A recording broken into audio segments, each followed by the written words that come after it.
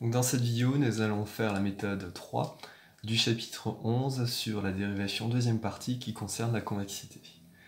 Donc on va étudier la fonction f de x égale à exponentielle de x définie sur R, la fonction exponentielle.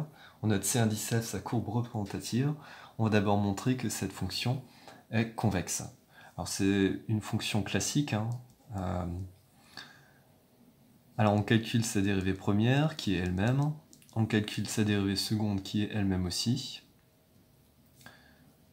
On étudie le signe de cette dérivée seconde, on sait que l'exponentielle de x est positif strictement quel que soit x appartenant à R, donc on en déduit que la fonction f est convexe sur R. À la deuxième question, on souhaite déterminer une équation de la tangente à la courbe au point d'abscisse 0.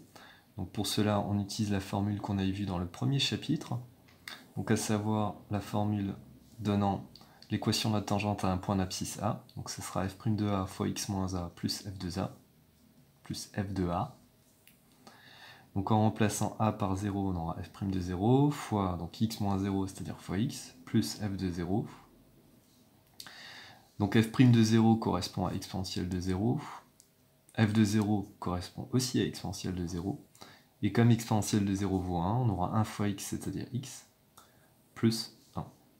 Donc qui est l'équation de la tangente au point d'abscisse 0.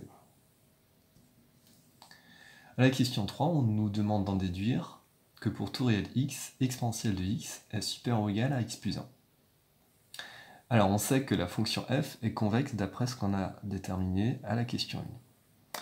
Comme f est convexe, on sait que sa courbe sera située au-dessus de toutes ses tangentes.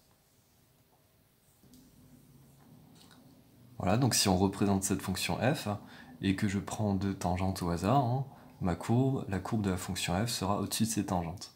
Donc en particulier, notre courbe sera au-dessus de la tangente au point d'abscisse 0, donc celle qu'on a déterminée à la question 2.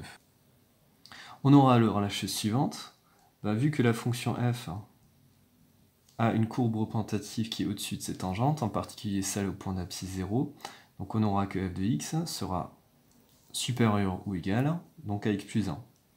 Autrement dit, comme f de x est exponentielle de x, on aura que exponentielle de x sera supérieur ou égal à x plus 1. Donc ce qui est une inégalité de convexité.